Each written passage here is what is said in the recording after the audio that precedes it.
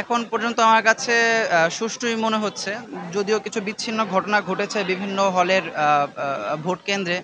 অনেক ক্যান্ডিডেট দেখা যাচ্ছে ভোটের ভিতরে চলে গিয়েছে, ভোট কেন্দ্রের ভিতরে চলে গিয়েছে। সো এগুলা হচ্ছে কাম্য না।